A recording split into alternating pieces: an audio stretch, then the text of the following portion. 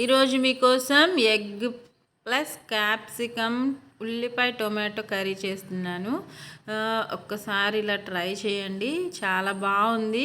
అప్పటికప్పుడు ఫ్రెష్గా తెచ్చుకున్నాను. చాలా టేస్టీగా ఉంటాయి కదా అప్పటికప్పుడు తెచ్చుకున్న వెజిటేబుల్స్తో కర్రీ చేస్తే. మీరు ట్రై చేయండి, హెల్దీగా ఉంటుంది, టేస్టీగా ఉంటుంది, తక్కువ ఇంగ్రీడియంట్స్తో అయిపోయే రెసిపీ అన్నమాట. ఇంకా క్యాప్సికమ్ ఒక 2 ఉల్లిపాయలు తీసుకున్నాను, పచ్చిమిర్చి ఒక 5, టొమాటోస్ 2 సరిపోతాయి, ఎక్కువగా ఏం అవసరం లేదు. ఇంకా ఇవన్నీ నీట్గా అన్నీ ఒకేలా కట్ చేసుకున్నాను, పొడవుగా.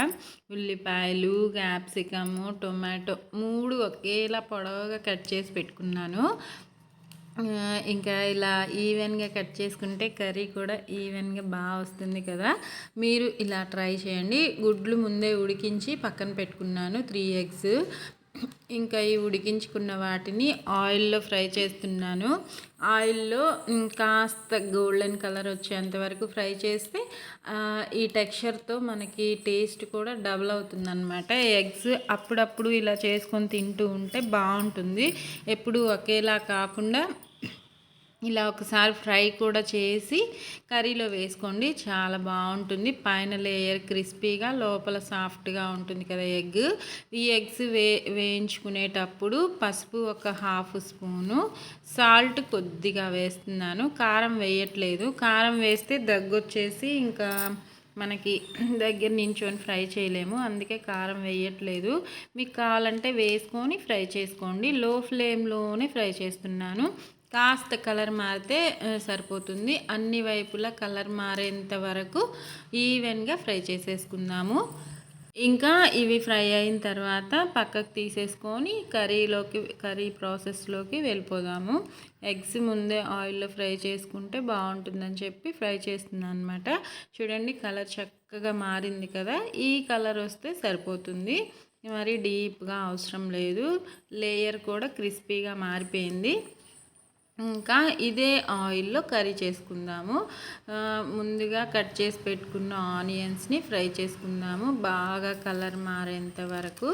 ఇంకా పొడవుగా కట్ చేసుకున్నాను కదా, చూడండి ఎంత బాగున్నాయో. కలర్ కూడా మారేంత వరకు చక్కగా హై ఫ్లేమ్లోనే దగ్గరే ఉండి ఫ్రై చేసేసుకోండి. ఒక 5 మినిట్స్లో మన ఆనియన్స్ చక్కగా ఫ్రై అయిపోతాయి.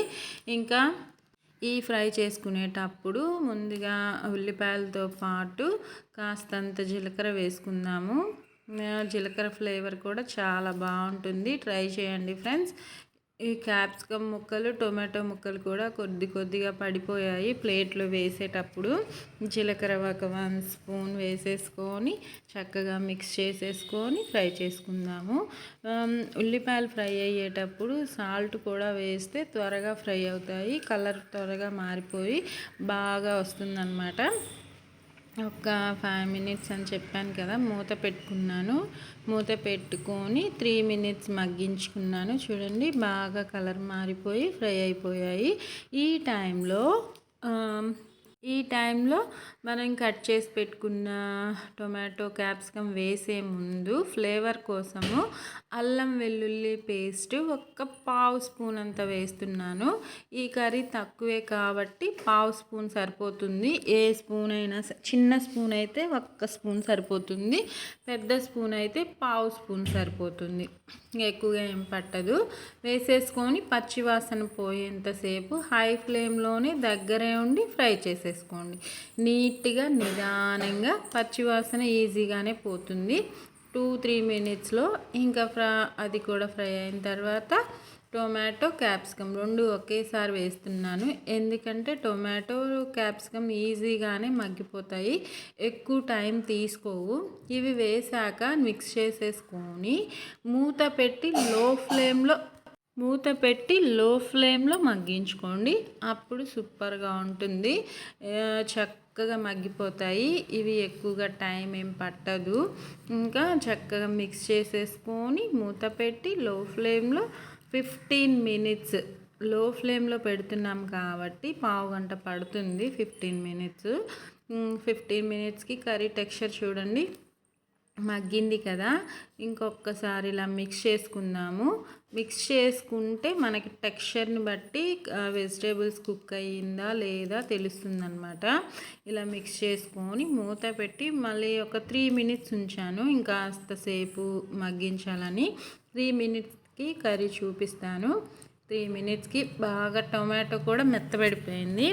ఈ టైంలో ఇందాక మనం జీలకర్ర మాత్రమే వేసాము. పసుపు, ఉప్పు, కారం కూడా వేసేసుకొని, పసుపు ఒక 1 స్పూను, ఉప్పు ఒక 1 స్పూను, కారం ఒక 1 స్పూను, దాంతోపాటు ఇది ధనియాలు, వెల్లుల్లి, జీలకర్ర పౌడర్ అన్నమాట.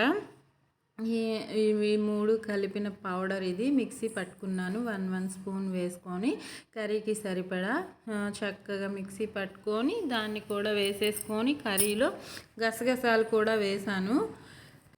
గసగసాలు కూడా చాలా టేస్టీగా ఉంటాయండి, మీరు ట్రై చేయండి. దాంతోపాటు కరివేపాకు కూడా వేస్తున్నాను. కరివేపాకు 2 రెమ్మలు వేసేసుకొని చక్కగా మిక్స్ చేసుకొని మూత పెట్టి లో ఫ్లేమ్లో మగ్గించుకుందాము. మళ్ళీ ఒక 3 మినిట్స్, ఎందుకంటే ఈ వేసిన మసాలాసు, ఉప్పు, కారాలంతా కర్రీకి పట్టాలి కదా. ఒక 3 మినిట్స్ ఉంచుకుంటే చక్కగా పడుతుంది. మళ్ళీ ఎక్కువసేపు ఉంచితే మాడిపోయే ఛాన్సెస్ ఉంటాయి. 3 మినిట్స్కి మన టెక్స్చర్ చూద్దాము, కర్రీ టెక్స్చరు. ఇంకా అదిగోండి ఇలా ఉంది. మనకి కాస్త గ్రేవీ కావాలి కాబట్టి వాటర్ వేస్తున్నాను. ఒక 3 టీ గ్లాసెస్ వాటర్ వేసాను. ఈ వాటర్ వేసాక మీడియం ఫ్లేమ్కి మార్చుకొని 10 మినిట్స్ మగ్గించుకోండి. మన కర్రీ సూపర్గా రెడీ అవుతుంది, ఫ్లేవర్ఫుల్గా ఉంటుంది. ఆ స్మెల్కే మనకి నోరూరి ఇంకా ఎక్కువగా ఆకలి వేస్తుందన్నమాట. ఇంకా మూత పెట్టి మీడియం ఫ్లేమ్లో ఉడికించుకొని, ఇప్పుడు ఇలా బబుల్స్ వచ్చేటప్పుడు మసాలాస్ అన్నీ వేసేసాం కదా, ఇంకెక్కువగా ఏం వేయనవసరం లేదు. ఇంకా దీనిలో అదే ఫ్రై చేసి పెట్టుకున్న ఎగ్స్ని కూడా వేసుకొని ఈ వాటర్ కాస్తంత దగ్గర పడేంత వరకు ఉడికించుకుందాము. నాకైతే ఒక 10 మినిట్స్ పట్టింది. మీకు ఎంత టైం పడుతుందో చూసుకొని ఉడికించుకోండి. మూత పెట్టి ఆయిల్ పైకి తేలేంతసేపు ఉడికించుకుంటే టేస్టీ టేస్టీ క్యాప్సికమ్, ఉల్లిపాయ, టొమాటో కర్రీ రెడీ అయిపోయినట్టేనండి. ఉప్పు కూడా సరిపోలేదు, అందుకే మళ్ళీ వేస్తున్నాను. ఒక చిన్న స్పూన్తో 1 స్పూన్ అంతా వేసేసుకొని చక్కగా మిక్స్ చేసుకొని మూత పెట్టి లో ఫ్లేమ్లో 2 మినిట్స్ ఉంచుకుందాము, ఉప్పు కరిగేంతసేపు. 2 మినిట్స్కి మన కర్రీ సూపర్గా రెడీ అవుతుందండి. మీరు కూడా ఇలా ట్రై చేయండి ఫ్రెండ్స్. వెజ్జీస్తో వెరైటీస్ చేస్తూ, అలానే నాన్ వెజ్లో కూడా వెరైటీస్ చేస్తూనే ఉంటాను.